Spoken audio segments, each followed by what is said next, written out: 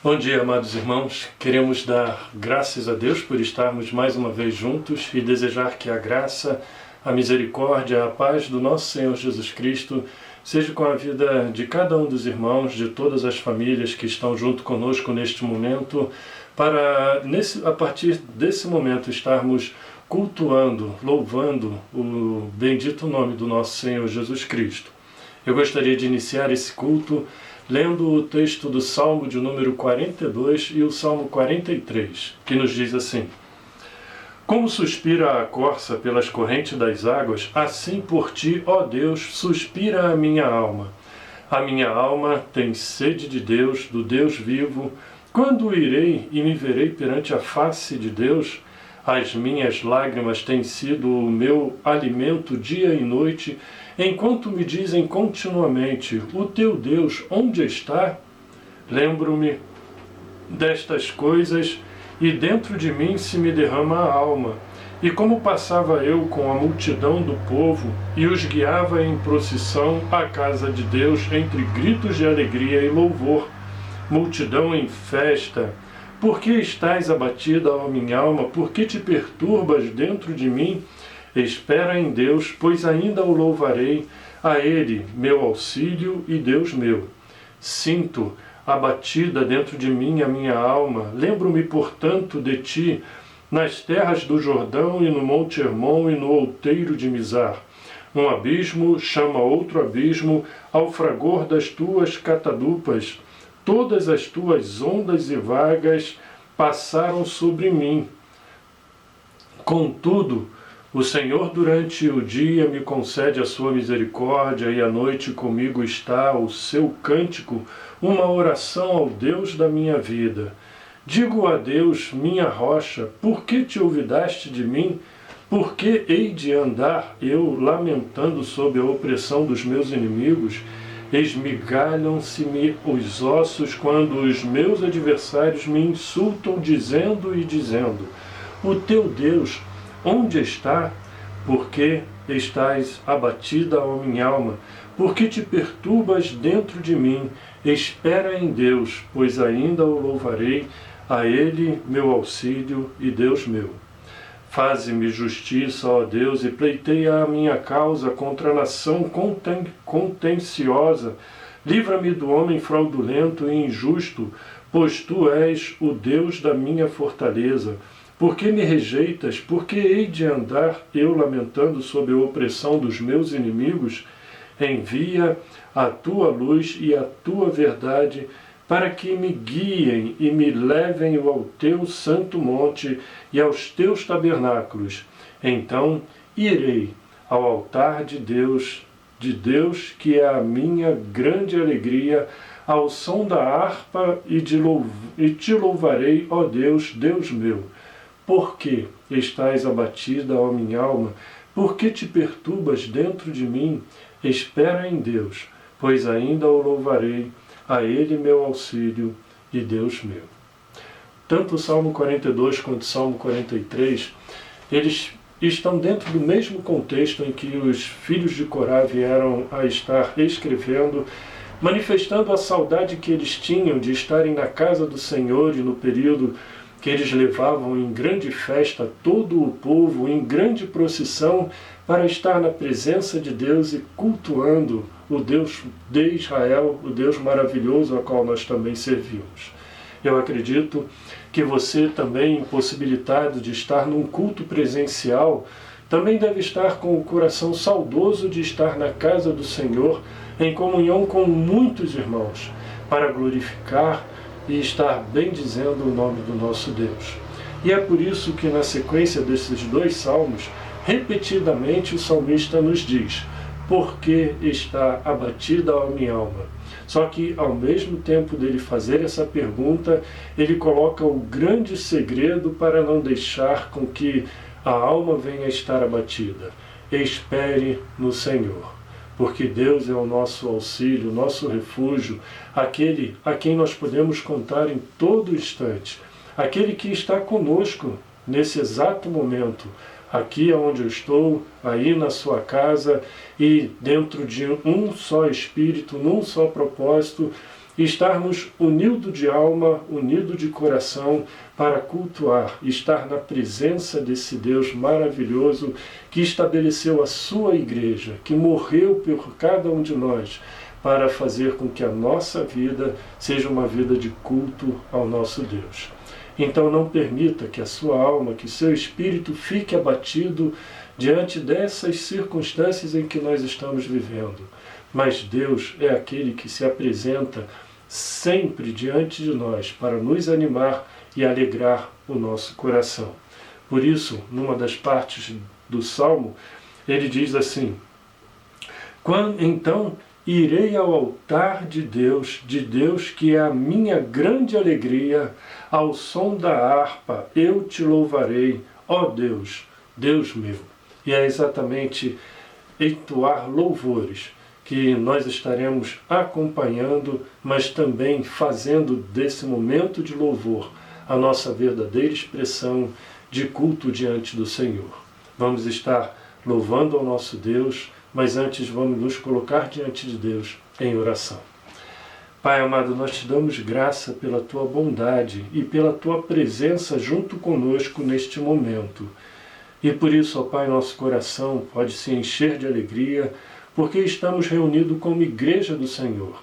Apesar de termos saudade de estar no templo juntamente com muitos irmãos a quem nós amamos, nós podemos também experimentar essa presença do Senhor junto conosco nesse momento para louvar e bendizer o teu nome. E que o louvor que será apresentado seja algo que venha agradar o teu coração e alegrar também o coração de cada um de nós em estarmos entoando esses cânticos para louvor do Senhor. É o que nós te oramos, em nome do Senhor Jesus Cristo. Amém, Pai. Vamos louvar ao nosso Deus.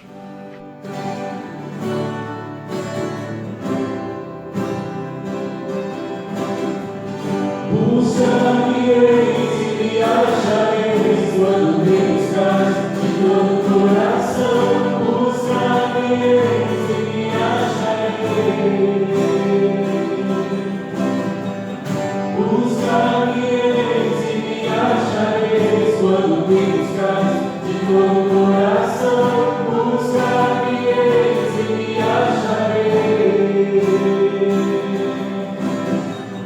Alcançar cheios de alegria, em todo tempo de noite ou de dia, ouça a voz daquele que cuida do ser. É para todos o fraco, qual é forte, em toda a terra do sul até o norte, essa é a regra para quem quer chegar assim a Deus. Busca-me-eis e me achareis quando me buscais de todo o coração. Busca-me-eis e me achareis. Busca-me-eis e me achareis quando me buscais de todo o coração. Busca-me-eis e me achareis. Satisfeito e também o que tem fome, deseja bem o odor do sol do nome, venha entrar em sua vida perante o Senhor. E venham todos, crianças e adultos, como iguanas e caretas ou malucos, por poder louvar e se encham de amor. Busca-me-eis e me achareis quando me buscais de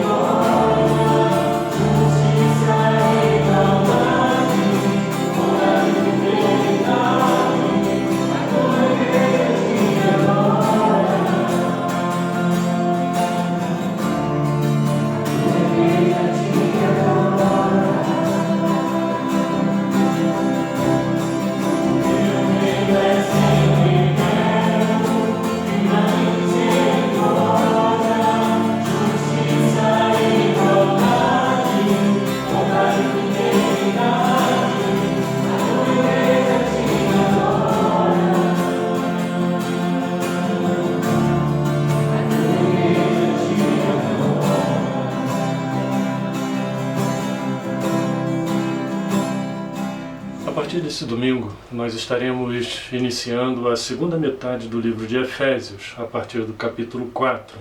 E eu gostaria de estar fazendo a leitura com os irmãos do verso 1 até o verso 16, que nos diz assim: Rogo-vos, pois eu, o prisioneiro no Senhor, que andeis de modo digno da vocação a que fostes chamados, com toda a humildade e mansidão, com longanimidade, suportando-vos uns aos outros em amor, esforçando-vos diligentemente por preservar a unidade do Espírito no vínculo da paz. Há somente um corpo e um Espírito, como também fostes chamados numa só esperança da vossa vocação. Há somente um só Senhor, uma só fé, um só batismo, um só Deus e Pai de todos, o qual é sobre todos, age por meio de todos e está em todos. E a graça foi concedida a cada um de nós, segundo a proporção do dom de Cristo. Por isso, diz: quando ele subiu às alturas, levou cativo o cativeiro e concedeu dons aos homens.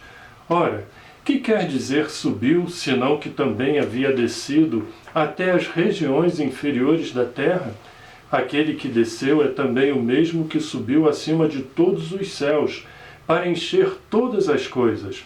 A ele mesmo concedeu uns para apóstolos, outros para profetas, outros para evangelistas e outros para pastores e mestres, com vista ao aperfeiçoamento dos santos, para o desempenho do seu serviço, para a edificação do corpo de Cristo, até que todos cheguemos à unidade da fé e do pleno conhecimento do Filho de Deus, à perfeita varonilidade, à medida da estatura da plenitude de Cristo, para que não mais sejamos como meninos agitados de um lado para o outro e levados ao redor por todo vento de doutrina, pela artimanha dos homens, pela astúcia com que induzem ao erro, mas, seguindo a verdade em amor, cresçamos em tudo naquele que é a cabeça, Cristo, de quem todo o corpo, bem ajustado e consolidado pelo auxílio de toda junta,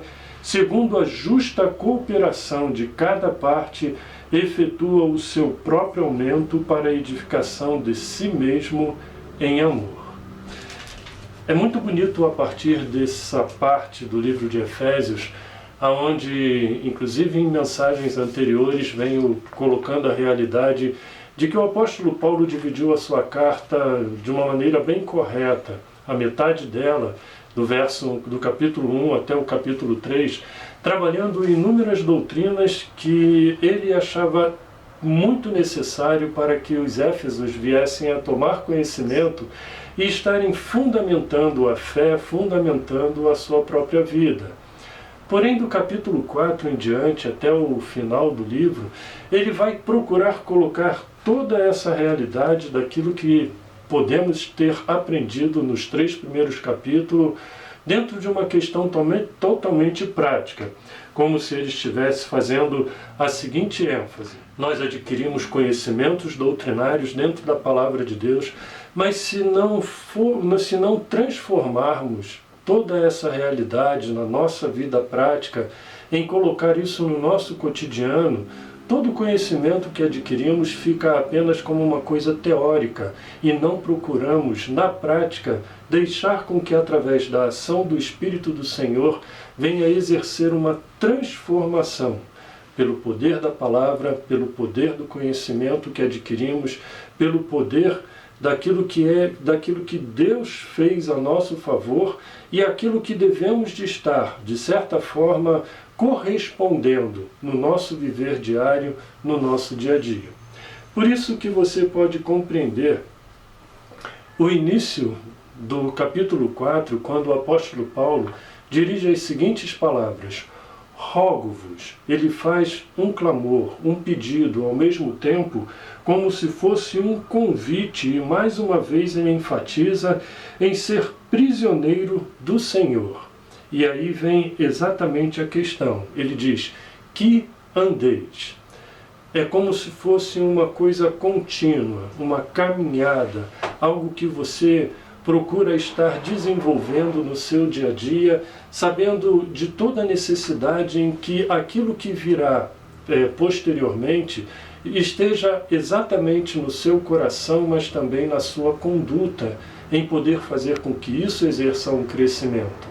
E é interessante que após esse convite, esse rogo que o apóstolo Paulo coloca, ele vai dividir esses versículos até o verso 16 que nós lemos em 4 orientações muito necessárias e muito importantes para nós assimilarmos e estarmos também colocando isso muito firme no nosso viver. Ele vai falar sobre maturidade cristã, ele vai falar sobre a unidade cristã, ele vai falar também sobre o desenvolvimento do serviço cristão e, no final, o resultado de tudo isso, que é o crescimento da nossa vida como cristãos. Hoje nós ficaremos apenas nas 2 primeiras partes, apesar de ficarmos um pouco preso do verso 1 até o verso 6, apenas 6 versículos, nós vamos perceber a grande quantidade de informação, ou até mesmo de orientações práticas que o apóstolo Paulo coloca para nós estarmos desenvolvendo na nossa própria vida. E isso vem a mostrar no nosso convívio, no nosso relacionamento com outros irmãos, uma característica de nos tornarmos uma igreja saudável, uma igreja que demonstra aquilo que Paulo vai estar trabalhando no nosso coração. Primeiramente, ele vai falar sobre maturidade, mas você poderia pensar que maturidade se é alcançada no caminhar da vida com longevidade. É como se muitas pessoas virassem e dissessem assim: maturidade só é alcançada depois de muitos anos de vida, depois de adquirir muito conhecimento. O apóstolo Paulo escreve para uma igreja nova, mas uma igreja que vivenciava o amor e a fé em Cristo Jesus, mas que precisava da maturidade baseado naquilo que ele vai colocar nos 3 primeiros versos, quando ele nos diz assim: rogo-vos, sendo ele prisioneiro no Senhor, que andeis de modo digno da vocação a que fostes chamado. Qual é a vocação a qual Paulo está se referindo? Aquilo que Deus nos chama, que é a nossa vocação, não está somente relacionado com o fato de abraçarmos a fé em Cristo Jesus e recebermos pela sua graça a fé salvadora, nos tornando seus filhos, sendo adotados por Deus por meio de Cristo Jesus, para que viéssemos a pertencer a Ele, como o apóstolo Paulo menciona tanto no capítulo 1 quanto no capítulo 3 deste livro. Mas a vocação que Deus nos chama é para termos uma vida de santidade, ou seja, a cada caminhada nossa buscarmos ser cada vez mais parecido com Jesus Cristo, sabendo que essa é a vocação que Ele nos chamou em Cristo Jesus, para levarmos uma vida de integridade, uma vida em que aquilo que deve prevalecer dentro de nós, como o apóstolo Paulo menciona isso em outra carta, os frutos do Espírito sendo fluído de dentro de nós.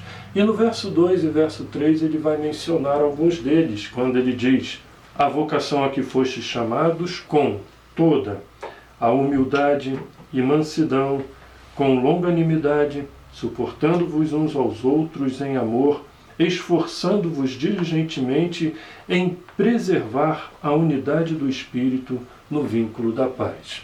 Você vai perceber que existem coisas que devem estar presentes sempre na vida de todos aqueles que estão em Cristo Jesus. E o apóstolo Paulo começa falando sobre humildade. Na última terça-feira, numa live, juntamente com o evangelista Maurício, desenvolvendo isso de maneira bem direta e específica para jovens, que era aquilo que foi proposto, inclusive na primeira carta de Pedro, lá no capítulo 5, versos 5 e 6, quando ele vira para os jovens em dizer: jovens, Obedecei aos vossos guias, seja humilde para com todos, e ali nós começamos a falar exatamente sobre humildade. Tanto Pedro quanto Paulo colocam isso como um destaque fundamental que deve estar acompanhando a nossa vida com o Senhor. E na nossa vida com o Senhor, a humildade é algo que nós devemos de estar sempre observando para vivermos, até porque Jesus Cristo deixou o maior exemplo de humildade quando na carta de Paulo aos Filipenses, no capítulo 2, diz que ele se humilhou ao ponto de tornar a figura humana, tornando-se como servo, para cumprir os propósitos de Deus, para alcançar a cada um de nós. Mas em Romanos capítulo 12, verso 3, tem um conceito muito claro a respeito de humildade, quando o apóstolo Paulo diz que nós não devemos de pensar de nós mesmos ou de si mesmo além daquilo que nós somos. Porque quando nós começamos a estar projetando além daquilo que nós somos, nós perdemos a humildade e muita soberba e arrogância passa a prevalecer no nosso coração. Devemos de estar considerando os outros melhor do que a nós mesmos, como o apóstolo Paulo também fala em Filipenses capítulo 2. Mas o Senhor Jesus Cristo, ele dá um exemplo muito claro a esse respeito, quando, ao encontrar-se com os seus discípulos, e Tiago e João se aproximam dele para estar pedindo a respeito de que o Senhor viesse conceder que um sentasse à sua direita e outro à sua esquerda quando estivesse no reino, Jesus Cristo, se referindo à prática da humildade, vira para ele e diz: aquele que quer ser o primeiro, que seja servo de todos, que esteja pronto para servir. E um servo, ele necessita de humildade para estar diante do seu Senhor, se esvaziando de si mesmo para estar abençoando outras pessoas. Em seguida, o apóstolo Paulo fala sobre mansidão. E é interessante que mansidão muitas vezes traz conceitos errôneos, onde muitas vezes pessoas que são realmente mansas, às vezes aos olhos de outras pessoas, são consideradas pessoas fracas, que não sabem se impor, que não sabem estar se colocando naquilo que querem estar alcançando, naquilo que planejam estar vivenciando, e às vezes por ter um espírito completamente manso são desprezados por outras pessoas. No entanto, um dos conceitos a respeito de mansidão em que vem a ser estabelecido no relacionamento entre as pessoas é como se fosse a suavidade dos fortes. Ou seja, a pessoa que é mansa tem tanta definição daquilo que quer alcançar que ela sabe que não há necessidade de alcançar as coisas por força. E a palavra do Senhor nos diz a esse respeito, que não é nem por força, nem por violência, mas as coisas são alcançadas pela ação do Espírito de Deus. E a mansidão é fundamental no sentido de poder ter isso como fruto do Espírito, trabalhando o nosso caráter, trabalhando a nossa personalidade no relacionamento com outras pessoas. Paulo fala sobre a humildade, sobre a mansidão, mas logo em seguida ele fala sobre longanimidade, uma virtude que na sociedade em que nós estamos vivendo hoje tem se tornado cada vez mais raro. Poderíamos definir longanimidade com duas palavras: uma pessoa de pavio comprido, uma pessoa que sabe andar com outros 2 léguas, uma pessoa, como diz os antigos, que consegue comer um saco de sal, que sabe suportar, carregar pessoas para estar elevando essas pessoas e as abençoando. A longanimidade, ela se torna a capacidade de aguentar com muita paciência pessoas que muitas vezes se aproximam de você apenas com um espírito provocativo. E com muita longanimidade saber suportar essas coisas. Humildade, mansidão, longanimidade. A quarta coisa que o apóstolo Paulo menciona nesses versos está relacionado com tolerância mútua. Ou seja, aquilo que nós encontramos no texto, suportando-vos uns aos outros. A grande maioria das pessoas, às vezes, se tornam intolerantes quando se aborrecem com qualquer situação. Às vezes, muitas pessoas se tornam intolerantes por não querer estar suportando outras pessoas no espírito que Deus quer trabalhar a vida de cada um de nós. E o autor aos Hebreus, ele menciona que a pessoa de Cristo Jesus suportou a cruz e a oposição dos pecadores contra si mesmo. E essa maneira de tolerar que Jesus Cristo demonstrou na cruz está incluso a sua vida também, a minha vida, de ter suportado o meu pecado, o seu pecado, para que viesse a nos abençoar de uma maneira tão grandiosa, nos dando a salvação dos nossos pecados tão necessária para a nossa vida com o Senhor. Ter humildade, ser manso, ter longanimidade, ter tolerância mútua, e a outra expressão que o apóstolo Paulo coloca como uma grande virtude é o amor. E o amor, na carta aos Coríntios, ele fala que é o maior de todos os caminhos. Tanto que ele diz, o amor tudo sofre, tudo crê, tudo suporta. O amor que Deus derramou na cruz a nosso favor, que devemos de ter como prática daquilo que Jesus Cristo deixou como algo, como um grande mandamento para praticarmos, amar uns aos outros, assim como Deus nos amou. E isso colocar nos nossos relacionamentos. E a última coisa que ele coloca é a paz. A paz nós podemos compreender quando em outra carta Paulo também diz que o que depender de vós tenhais paz com todos. A paz que Cristo nos dá. A paz não no sentido de evitar, não no sentido de deixar com que as coisas aconteçam a qualquer modo, mas de evitar conflitos quando for necessário. Saber que a paz entre os irmãos, entre pessoas, é algo que faz com que a gente viva de maneira tranquila e abençoada como Deus quer. Isto nos leva à maturidade cristã, porque a maturidade cristã, ela depende da nossa vida com Deus, em ter esses princípios que o apóstolo Paulo coloca em apenas 2 versículos que devemos de vivenciar.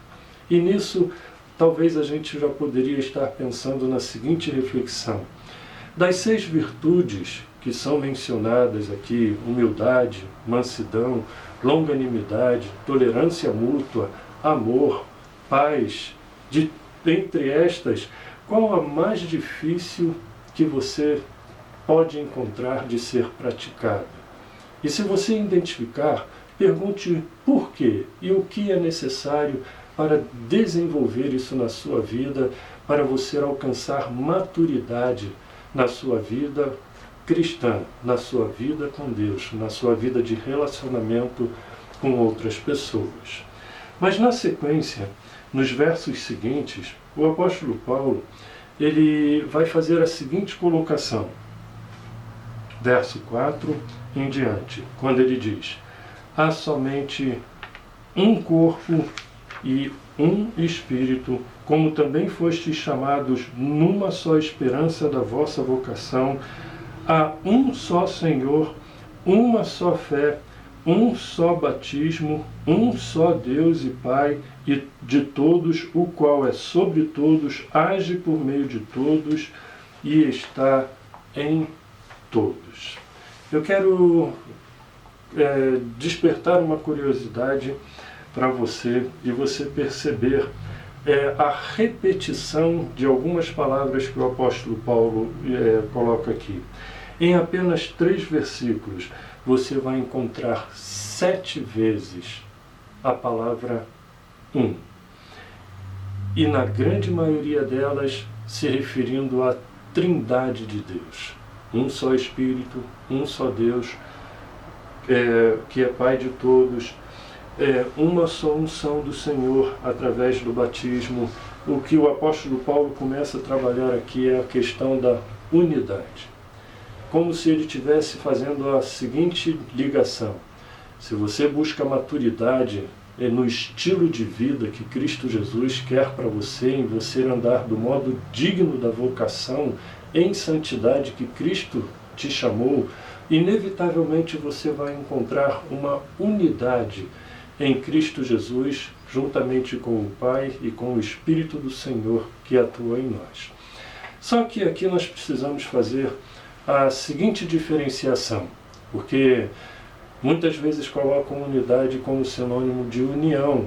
Se eu tivesse como exemplificar aqui, mas peço que você imagine você tendo um copo d'água na mão e colocar um pouco de azeite. O azeite estará ali dentro do copo d'água, mas terá união com a água, mas nunca se tornará uma coisa só. Porque através de processos químicos você pode retirar aquele azeite ou óleo, o que estiver ali na água, e ali se separará. Mas se você tiver um copo com café e colocar leite dentro deste copo, os dois estarão se misturando ao ponto de se tornarem uma unidade, ou seja, uma só coisa. Porque se torna absolutamente impossível depois separar o leite do café e o café do leite, porque passa a ter uma unidade naquelas substâncias. Estou dando esse exemplo para fazer a seguinte aplicação. Muitos casamentos, muitas uniões conjugais, as pessoas vivem muito mais uma união do que uma unidade. Porque não conseguem, através de um relacionamento firme, fazer com que os dois sejam um só corpo, como Cristo Jesus quer. E passam, às vezes, anos e anos e anos, cada um buscando os seus interesses, não procurando estabelecer acordo para ter unidade de pensamento, unidade de coração, unidade de propósitos, mas vivem uma união, ao ponto de que pode surgir circunstâncias que simplesmente fará com que um vá para um lado e outro para outro, porque não estabeleceram uma unidade de vida. Se colocarmos isso no exemplo em que Cristo Jesus compara o relacionamento conjugal do relacionamento na igreja, a maioria das igrejas vivem mais união do que unidade. Porque quando a gente olha para esse texto, o que Deus coloca como propósito, como o alvo que a igreja deve viver através da sua maturidade, é ter essa união. E aqui existem 3 coisas que podemos resumir em todas as palavras que Paulo coloca nesses versos. Há um só corpo, simplesmente porque há um só Espírito, que é o Espírito de Deus, que age na vida de todas as pessoas de igual modo, procurando estabelecer uma união firme da nossa vida com Cristo Jesus e uns com os outros pelo mesmo propósito da fé. A segunda coisa é que há uma só esperança, uma só fé e um só batismo, porque há um só Senhor, o Senhor Deus Todo-Poderoso que está sobre nossas vidas, Cristo Jesus que se entregou para ser Senhor em nosso viver. E a terceira coisa é que há uma só família, a família cristã, que abrange a todos, porque há somente um Deus e Pai. E ele conclui essa realidade de unidade com as seguintes palavras: o qual esse Deus, nessa unidade, é sobre todos, age por meio de todos e está em todos. O que Deus mais deseja na vida da sua igreja, na vida de cada um de nós individualmente, é que haja essa unidade no Espírito do Senhor, tendo o Senhor Jesus Cristo como Senhor na nossa vida, tendo ao Deus e Pai agindo dentro de nós para nos levar a uma santidade de vida a qual nós venhamos a alcançar a maturidade cristã e a unidade cristã na nossa vida cotidiana como igreja do Senhor. Mas a gente tem que parar, pensar e perguntar: qual tem sido o estilo de vida que temos tido? Qual o estilo de vida que você tem buscado ter diante do Senhor e com a igreja que você faz parte, para ter essa maturidade e para alcançar essa unidade. A unidade que Cristo quer para com a sua igreja. Porque essa ação de Deus é contínua, mas você pode quebrar essa unidade. Quero convidar você para curvar a sua cabeça, estar orando ao Senhor. Pai amado, nos colocamos na Tua presença, sabendo quão importante é vivermos de modo digno da vocação que o Senhor nos chamou, a vocação de ter uma vida de santidade, de busca de maturidade e de unidade com o Senhor e no Teu corpo, que é o corpo de Cristo. Para que através do nosso estilo de vida, venhamos a influenciar pessoas a viverem a vida com Cristo Jesus e ter na igreja uma unidade que venha a ser impactante dentro da sociedade em que estamos inseridos. Mas eu te peço, Pai, perdão quando isso não acontece e que Teu Espírito venha a agir em nós para alcançarmos essa unidade. É o que te rogamos, no santo nome do nosso Senhor Jesus Cristo. Amém.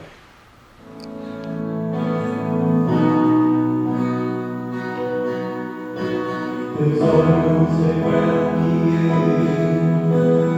nada posso esconder, que não sou nada sem ti, minha Senhor. Tu sabes de mim, quando sondas o teu coração, tudo podes ver em tudo em mim.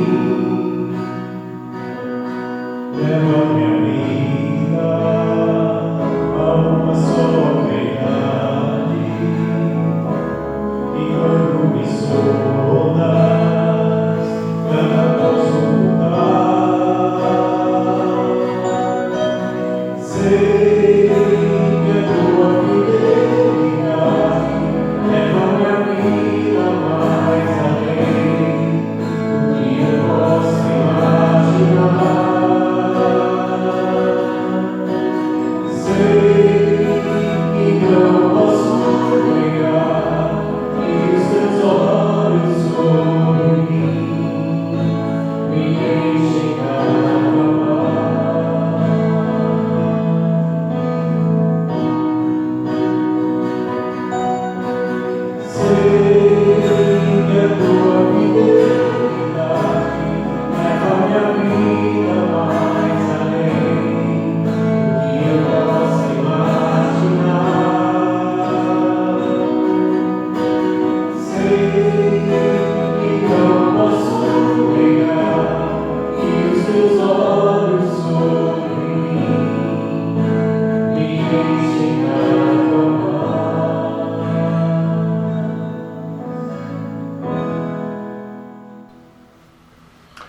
A minha oração é que todos na nossa igreja venham buscar essa maturidade e unidade de vida, porque isso é primordial para o crescimento da igreja.